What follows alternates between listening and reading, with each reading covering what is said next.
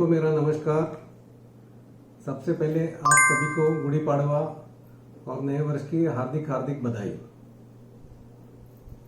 पिछले मई महीने में हमने मन की बात की थी, आप और हम मिले थे मई महीने में, और वो समय को यदि हम याद करते हैं तो पैंडेमिक की शुरुआत थी, और वो पैंडेमिक की वजह से पूरे वर्ल्ड ओवर के मार्केट में काफ़ी बड़ा फॉल आया था, जिसकी वजह से हमारे भी मार्केट में काफ़ी बड़ा फॉल आया था।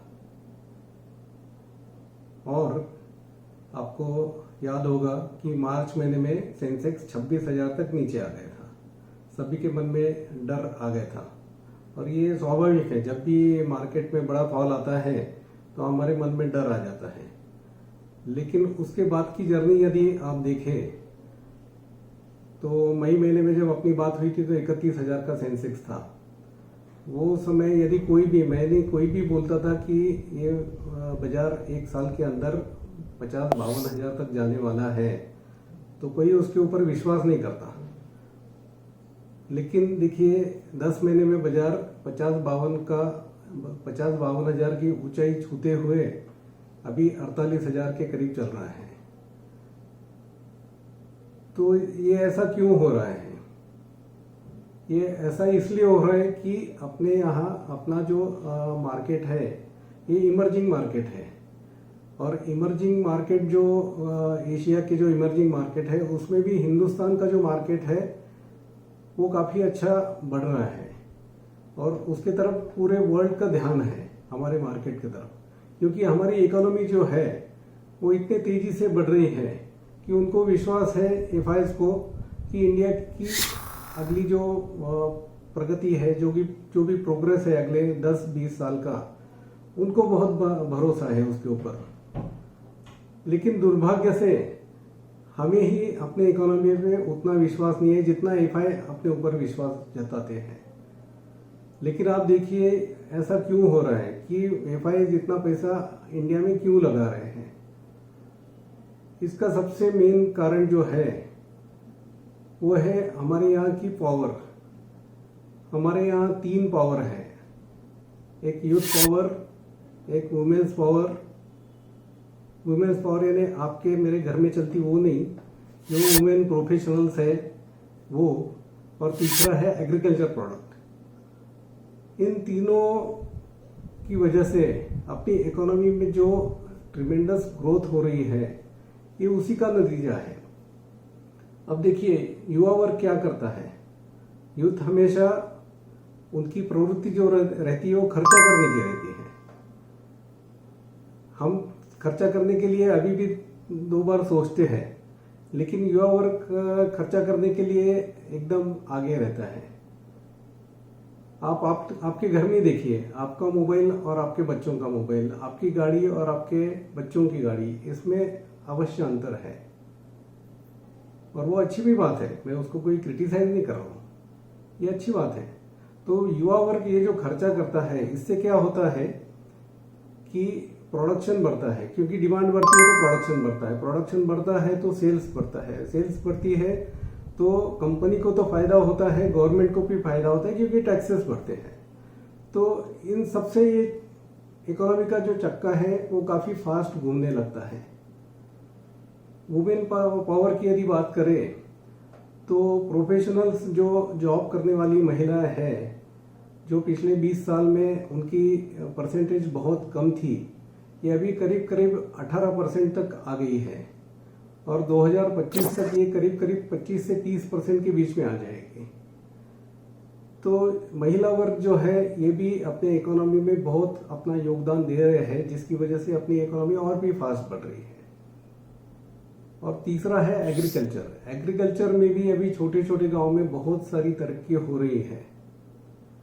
दूसरा, अपने देश का इंफ्रास्ट्रक्चर बदल रहा है। आप देख रहे हैं कि रेलवे, रोड, फ्लाइट्स बढ़ रही है, छोटे छोटे गांव में एरोड्रम बन रहे हैं, जिसकी वजह से ये काफ़ी हम आगे बढ़ रहे हैं।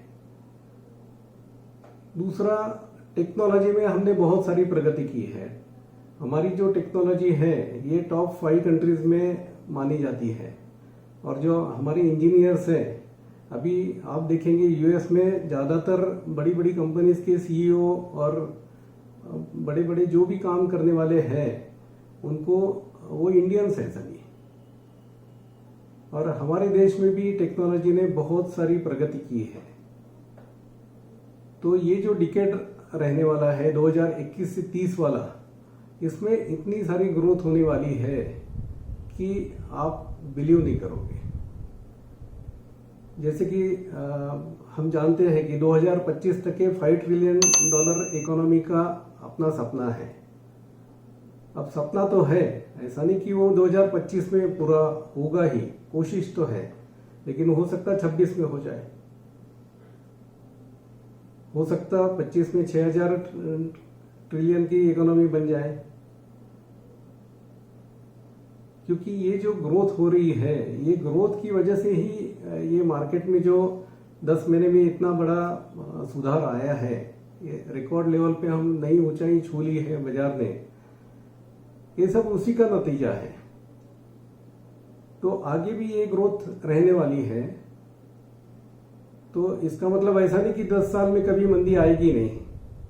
अभी कल का ही उदाहरण आपके सामने है, जब 1700 पॉइंट बाजार गिर गया, तो ये तो बाजार में उतार चढ़ाव तो जारी रहेंगे, लेकिन ये उतार चढ़ाव जो है ये अपॉर्चुनिटी क्रिएट करते हैं। इसके बारे में हम आगे चर्चा करने वाले हैं। तो जैसे मैंने कहा टेक्नोलॉजी है, उसके बाद में अभी पेंडेमिक की वजह से आपने देखा कि चाइना से बहुत सारी कंपनीज बाहर जा रही है, उसमें से बहुत सारी कंपनीज अपने यहाँ आ रही है। कितनी खुशी की बात है। तो इसकी वजह से और भी जो हमारी ग्रोथ होने वाली है, ये आगे इसका भी एक कारण है कि जो नई नई कंपनीज हमारे यहाँ आने वाली है। इसके सिवा यदि हम देखें तो डिजिटल इंडिया बहुत तेजी से आगे बढ़ रहा है। पेंडेमिक की वजह से हम लोग कितना डिजिटल हो गए हैं।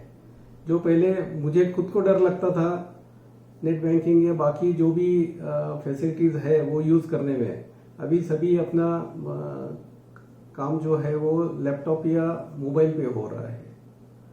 और अगले 10 साल में इसमें कितनी तरक्की होने वाली है, ये मेरे तो समझ के बाहर है। ये आजकल के बच्चों को तो सब पता है, छोटे छोटे बच्चे भी टेक्नोलॉजी से अवगत हो गए हैं। तो इसकी वजह से जो अपना ग्रोथ है वो एश्योर्ड है और इसीलिए इतना बड़ा पैसा अपने यहाँ आ रहा है। इसके सिवाय हम यदि देखें तो फार्मा सेक्टर ने भी काफ़ी प्रगति की है। पिछले 1 साल में फार्मा सेक्टर में काफ़ी बूम आई है। और सिर्फ बूम फार्मा सेक्टर में तो आई है, लेकिन हमने काफ़ी वैक्सीन्स, सबसे पहले वैक्सीन्स बनाने में हमारा नंबर आ गया है।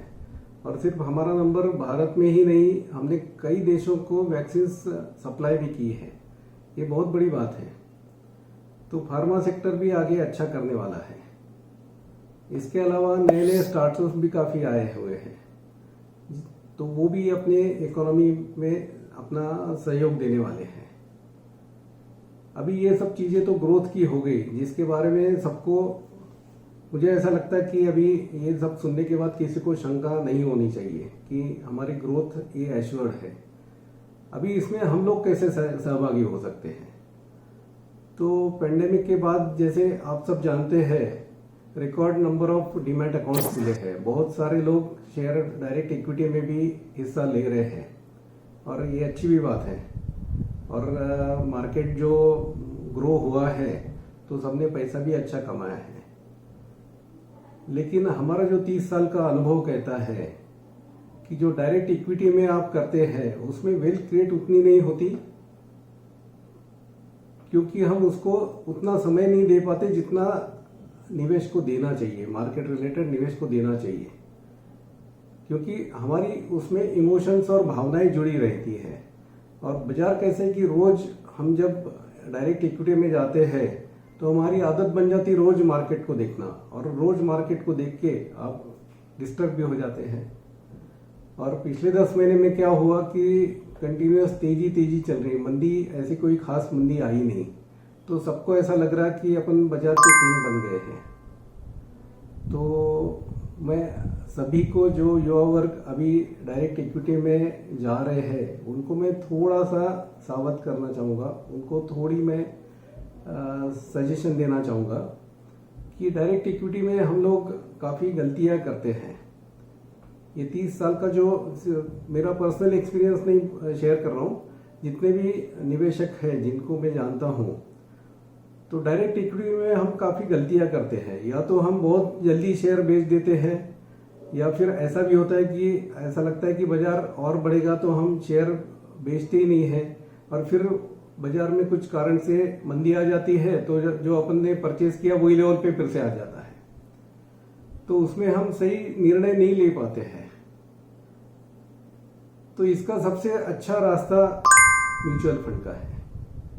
म्यूचुअल फंड में क्या होता है कि एक तो आपको समय देने की जरूरत नहीं है। आप डायरेक्ट इक्विटी में जाते हैं तो आपको समय बहुत देना पड़ेगा, आपको टेक्नोलॉजी का यूज़ बहुत करना पड़ेगा, आपको रिसर्च करना पड़ेगा, आपको हर कंपनी की जानकारी लेना पड़ेगा। और इतना समय अभी ये पैंडेमिक की वजह से तो शायद थोड़ा सा आपके पास था, लेकिन क्या आगे भी आपके पास इतना ही समय रहने वाला है? और दूसरा ये होता है कि डायरेक्ट इक्विटी में आप यदि 10 शेयर चुनते हैं तो 10 में से 5 अच्छे चलते हैं और 5 चलते ही नहीं, तो फिर आपका एवरेज रिटर्न जो है वो गड़बड़ा जाता है। म्यूचुअल फंड में क्या होता है कि म्यूचुअल फंड सही है ये आपको भी पता है अभी, क्योंकि आप क्रिकेट की मैच देखते हो, आप पिक्चर देखते हो, उसमें आप देखते हैं म्यूचुअल फंड सही है, और म्यूचुअल फंड रियल में सही है। क्यों सही है ये भी आप जानते हैं। सिर्फ प्रॉब्लम कहाँ आती है, बाजार में जब भी मंदी आती है कि हम फिर से डर जाते हैं। अभी कल का उदाहरण 1700 पॉइंट बाजार आ गया कि अपने मन में शंका आ जाती कि मैं पैसे निकाल लूँ क्या, मैं ऐसा करूँ क्या, मैं वैसा करूँ क्या, ये अपने मन में विचार चालू हो जाते हैं। तो म्यूचुअल फंड में आपको जाना है तो सबसे बेस्ट है गोल बेस्ड आप इन्वेस्ट करिए। गोल बेस्ड यदि आप इन्वेस्ट करेंगे तो गोल बेस्ड की वजह से, जैसे मेजर गोल जो है ये रिटायरमेंट है, बच्चों की हायर एजुकेशन है, तो आपका मार्केट की तरफ का ध्यान निकल जाएगा और आपके गोल्स की तरफ ध्यान जाएगा। तो आज जैसे कोई 25-30 साल का कोई युवा है जो अपने रिटायरमेंट के लिए सेविंग करना चाहता है, तो उसके पास आज 30 से 35 साल की अवधि है। अब 30-35 साल के लिए एक रिटायरमेंट गोल के लिए आप एसआईपी करोगे तो 5000 की एसआईपी यदि आप करते हैं 35 साल के लिए, और 35 साल में आपका निवेश हो जाएगा 21 लाख का, लेकिन उससे आपको करोड़ों रुपए मिलने वाले हैं। विश्वास नहीं बैठता है ना, आप थोड़ा गूगल पे भी सर्च करके देख सकते हैं। अभी पिछले एक और उदाहरण जैसे म्यूचुअल फंड का दे सकते हैं कि एक स्कीम 1995 में आई थी, उसमें यदि किसी ने 1 लाख रुपए निवेश किया है तो आज उसके 80 लाख रुपए बने हैं। एक स्कीम में 25 साल में 1 लाख के 80 लाख बन गए, लेकिन कितने लोगों के बने? सिर्फ 1% या उससे भी थोड़े कम।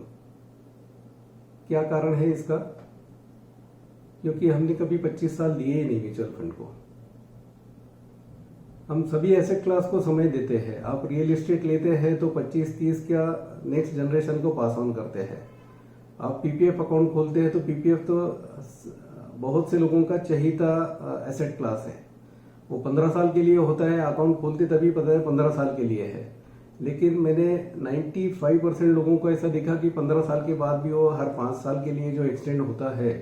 तो आज बहुत से हमारे निवेशकों के पीपीएफ के खाते 30, 35, 40 साल से चल रहे हैं। इंश्योरेंस पॉलिसी हम लेते तो 25-30 साल के लिए लेते हैं। एफडी करते तो भले ही 3 साल के लिए करते, लेकिन हम उसको रिन्यू करते जाते हैं। गोल्ड लेते तो भारत का कोई निवेशक तो गोल्ड शायद ही कोई बेचता है। बहुत ही अड़चन आई तो सबसे आखिरी ऑप्शन उसका रहता है गोल्ड बेचने का। तो मेरा सवाल ये है कि इतना सब हम बाकी एसेट क्लास के लिए करते हैं तो म्यूचुअल फंड के लिए इतना कम समय क्यों? मैंने बहुत से निवेशक ऐसे देखे जो 10 साल के लिए एफडी करते हैं और 3 साल में म्यूचुअल फंड में रिटर्न्स कम ज्यादा होते हैं तो डर के पैसे निकाल लेते हैं। एफडी का समय सर 3 साल का है, म्यूचुअल फंड का समय 10, 15, 20, 25 साल का है। आप उसको समझ के निवेश करेंगे तो म्यूचुअल फंड जैसी इन्वेस्टमेंट ही नहीं है, उसमें बहुत सारे बेनिफिट्स आपको मिलते हैं। रिटर्न्स तो अच्छे मिलते ही है, डाइवर्सिफिकेशन का फायदा है, टैक्स बेनिफिट्स है, जब तक आप पैसे निकालते नहीं तब तक टैक्स ही नहीं लगता है। एफडी करोगे, क्यूमुलेटिव भी ऑप्शन लेके 5 साल के लिए तो हर साल इंटरेस्ट अकाउंट पे आपको टैक्स भरना है। तो म्यूचुअल फंड ये सबसे म्यूचुअल फंड सही है, इसको थोड़ा आप जानिए। अभी देखिए एक उदाहरण मैं देता हूं, पिछले साल गोल्ड के भाव 55,000 हो गए थे, अभी 45,000 के करीब चल रहे हैं। तो मुझे आज तक एक भी निवेशक ऐसा नहीं मिला कि 55,000 का गोल्ड 45,000 हो गए तो मैं बेच देता हूं। उल्टा मेरे पास बहुत सारी इंक्वायरीज ऐसी है कि गोल्ड ले लूं क्या अभी।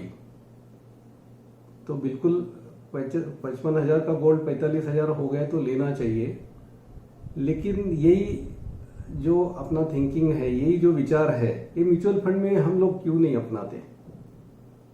आज जैसे 50,000 का सेंसेक्स है, मुझे पता ही नहीं कि अगले साल ये 40 होने वाला है या 60,000 होने वाला है। हम उसके तरफ ध्यान ही नहीं देते क्योंकि जो चीज हमारे हाथ में नहीं है उसके ऊपर हम बहुत ज्यादा शक्ति व्यर्थ करते हैं। तो मेरा ये कहना है कि जैसे 55,000 का गोल्ड 45,000 होने के बाद हमारी लेने की इच्छा होती है, बेचने की नहीं, वैसे ही म्यूचुअल फंड का यदि कल सेंसेक्स 40,000 हुआ तो आप में लेने की उत्सुकता होनी चाहिए। आपने ताकत से वो टाइम इन्वेस्ट करना चाहिए, टॉपअप करना चाहिए। तो ये जो रिस्क है 50 का 40 हो सकता है क्या, हो सकता है, होने वाला है क्या, ये मुझे ही नहीं दुनिया के एक भी आदमी को नहीं पता। तो बाजार को जहां जाना है वो जाएगा। 42,000 गया, 26,000 गया, 52,000 गया, 48,000 आया। तो शॉर्ट टर्म का बाजार है, ये दुनिया की एक भी आदमी को नहीं समझता है। लेकिन यहां से आप 5-10 साल के बाद सेंसेक्स देखोगे तो आपको ये नई नई ऊंचाइयां छूते हुए दिखेगा।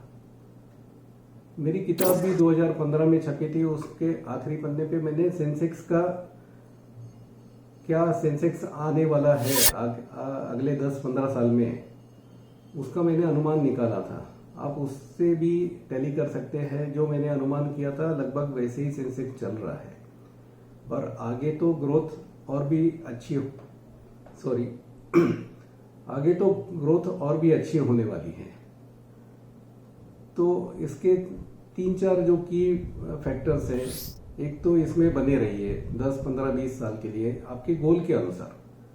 दूसरा, इसमें रेगुलर निवेश करिए, या तो आप एसआईपी कर सकते हो या एसटीपी कर सकते हो। एसआईपी यानी आपके अकाउंट से हर महीने में जो आप अमाउंट चूज करेंगे उतना आरडी के जैसा पैसा म्यूचुअल फंड में जमा होते रहेगा। एसटीपी यानी आप डेट फंड में एक लमसम पैसा पार्क करते हो, और ये जो बाजार का जो डर है अपने मन में वो कम करने के लिए वीकली हम ट्रांसफर करते हैं डेट फंड में से इक्विटी फंड में।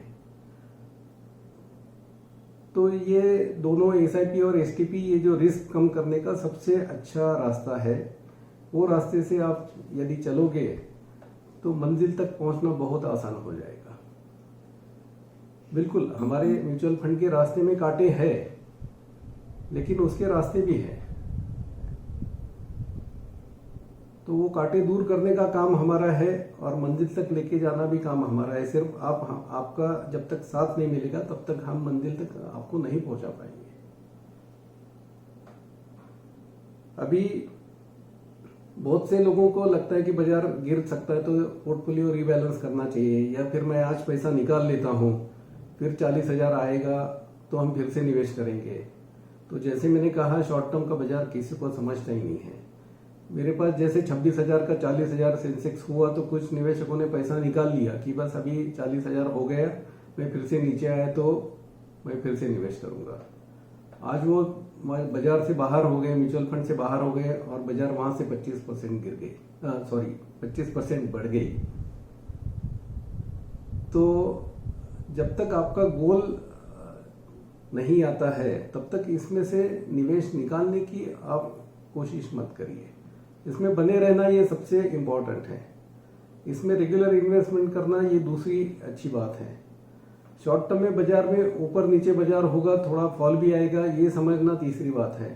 और बाजार गिरा तो क्या है, बाजार गिरा तो अपॉर्चुनिटीज है। जैसे आप सोने में सोचते हैं वैसे आप म्यूचुअल फंड में सोचिए कि बाजार जब भी गिरता है तो और आप परचेज करने की कोशिश करिए। और हम क्यों नहीं करते, क्योंकि ये जो डर मैंने बोला, तो ये डर बिल्कुल निकाल लीजिए आप मन से। आप कोई भी 10-15 साल के निवेश के म्यूचुअल फंड के रिटर्न्स देख लीजिए, आपको अच्छे ही दिखेंगे।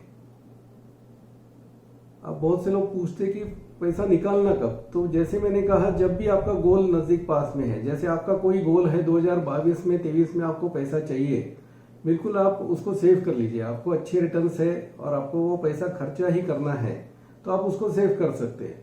लेकिन म्यूचुअल फंड से पैसा निकालना ये भी मेरे हिसाब से सबसे आखिरी ऑप्शन रहता है। बहुत से लोग मैंने देखा कि 12-15% वाला म्यूचुअल फंड इनकैश करते हैं कुछ यदि काम पड़ा तो, और 5-6% वाली एफडी कंटिन्यू रखते हैं।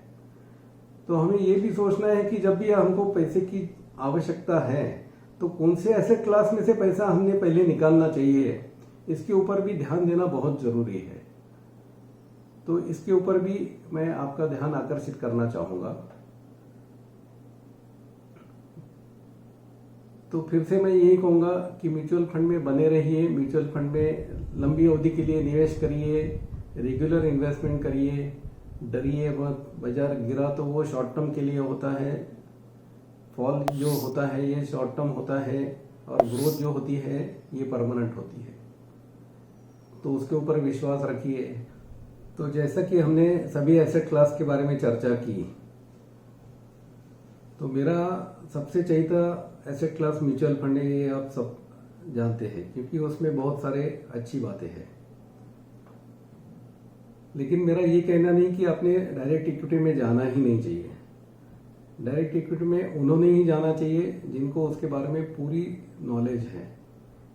यानी आप जो कंपनी में निवेश करना चाहते हैं वो कंपनी के बारे में आप पूरा जानते हैं, उसका रिसर्च किया है, उसके बारे में, उसका सेल्स ग्रोथ, उसका प्रॉफिट, ये सब आपको यदि पता है और आपको कॉन्फिडेंस है तो थोड़ा बहुत डायरेक्ट इक्विटी में जाने में हरकत नहीं है। लेकिन डायरेक्ट इक्विटी आप सिर्फ बिजनेस चैनल और यूट्यूब और कोई पेपर या कोई दोस्त आपका बोल रहा है कि ये शेयर अच्छा है करके लेना, ये उचित नहीं होगा।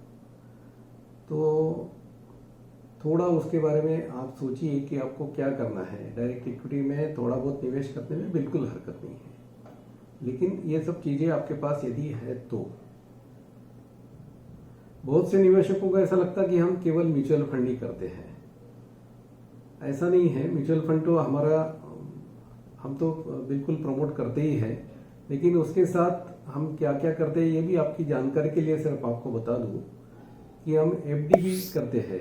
2 एफडी हम करते हैं, एक एचडीएफसी लिमिटेड और एक बजाज फाइनेंस की।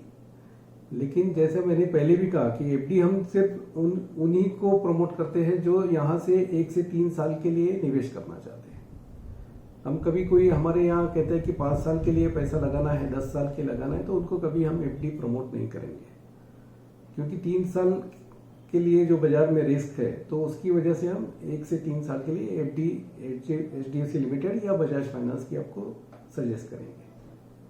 उसके अलावा हम टर्म इंश्योरेंस करते हैं। टर्म इंश्योरेंस, आज इंश्योरेंस यदि करना है तो प्रोटेक्शन ही चाहिए, और टर्म इंश्योरेंस ये सबसे बेस्ट प्रोडक्ट है। उसके अलावा हेल्थ इंश्योरेंस हमारे पास में है। उसके अलावा जो प्रॉपर्टी हम बेचते हैं यदि कोई, तो उसके लिए जो कैपिटल गेन बॉन्ड्स लेना पड़ता है, वो कैपिटल गेन बॉन्ड्स हम करते हैं।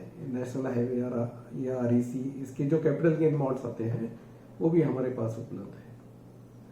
और बहुत जल्द हम और कुछ प्रोडक्ट्स इसमें ऐड करने वाले हैं, जैसे कि एक पीएमएस का है, पोर्टफोलियो मैनेजमेंट सर्विसेज, और उसके अलावा स्टार्टअप्स का है। तो उचित समय पे हम उसकी जानकारी आपको देंगे। तो आपको फिर से मैं नए साल की बधाई देता हूँ, और आने वाला साल और जल्दी हम कोविड से मुक्ति पाएंगे और आगे बढ़ेंगे, ऐसी मैं शुभकामनाएं व्यक्त करता हूँ। बहुत बहुत धन्यवाद।